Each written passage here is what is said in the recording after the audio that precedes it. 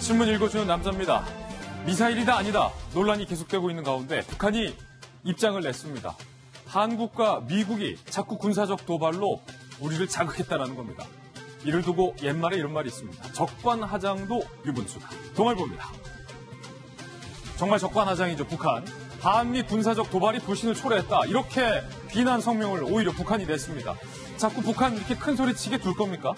축소 진행한, 그것도 우리가 축소 진행한 연합편대훈련을 겨냥해서 북한이 불장난 소동이 무슨 이익이 되는가 라면서 한국을 향해서 오지랖 부리지 말라라고 비난하는 데 이어서 이번엔 군사적으로 도발하지 말라. 북한이 이렇게 적반하장에 나섰습니다. 그 와중에 북한이 쏜 미사일에 대해서 여당의 국방위 위원장인 안규백 의원이 이렇게 주장을 했습니다. 조선일보입니다. 여당의 국방위원장까지 탄도 미사일 아니다. 조선일보는 북한의 도발을 뭉개기에 나섰다. 이렇게 분석을 했습니다. 안규백 위원장.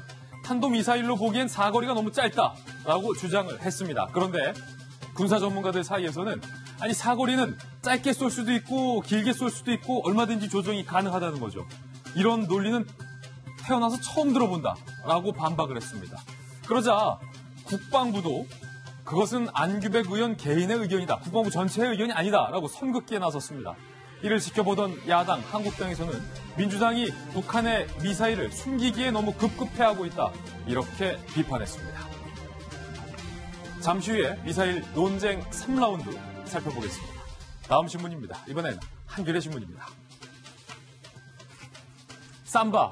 야, 이거 삼바가 요즘 무슨 영화 같아요. 삼성 바이오로직스를 줄여서 삼바라고 부르는데 분식 회계 의혹이 강하게 제기되고 있는 이 삼바가 그 분식을 감추려고 공장의 바닥재를 뜯고 컴퓨터 서버를 숨긴 사실이 검찰의 압수수색으로 밝혀졌습니다. 검찰이 그 바닥 뜯고 바닥 밑에서 서버, 노트북, 무더기로 압수했다는 겁니다. 외장하드 등등등 마루를 뜯어내서 묻은 뒤에 덮어서 은닉했다. 에피스에 이어서 삼바 본사에서도 증거인멸을 한 것 아니냐 검찰은 강하게 의심을 하고 있습니다. 보안 실무 책임자에 대해서 구속영장을 청구한 상황이고요. 관계자들로부터 삼성 사업지원 TF팀의 지시가 있었다는 진술도 검찰이 현재 확보한 상황입니다. 영화에서나 있을 법한 일이 실제로 벌어진 겁니다. 이걸 또 찾아낸 검찰도 대단해요. 바닥 뜯고. 어떻게 알았을까요? 다음 신문입니다. 이번에 한국일보입니다. 황교안 대표가 민생투쟁 대장정에 나섰습니다.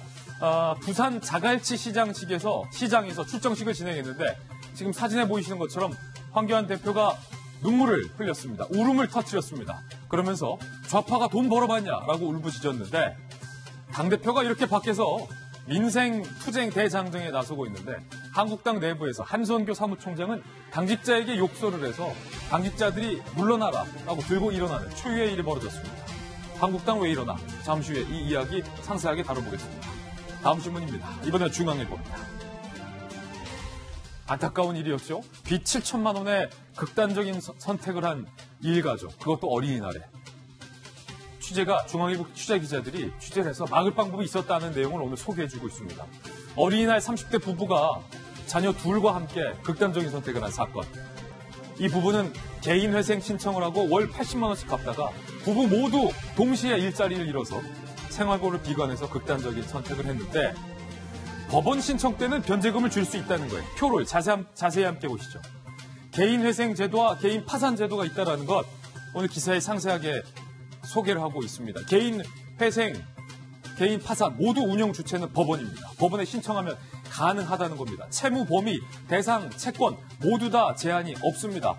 소득과 재산이 없어서 변제 능력이 없는 채무자들도 개인 파산, 개인 회생 신청할 수 있다는 거예요.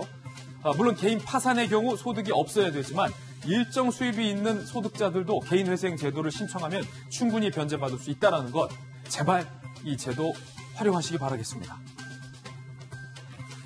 다음 신문입니다. 이번엔 경향신문입니다. 이 손끝이 향한 곳. 여기 어디일까요? 손끝이 향한 곳은 조명인데. 퇴장을 당한 토트넘의 손흥민 선수. 내일 새벽에 아약스를 상대로 챔스리그 4강 2차전에 나섭니다. 손흥민이 사생결단, 전력을 다해야 할 경기가 이 아약스와의 4강 2차전 경기입니다. 2골차 이상으로 이기면 손흥민과 토트넘은 결승 무대로 가는데 승부를 뒤집지 못하면 아약스전에서 그냥 손흥민도 토트넘도 이번 시즌을 끝내버립니다.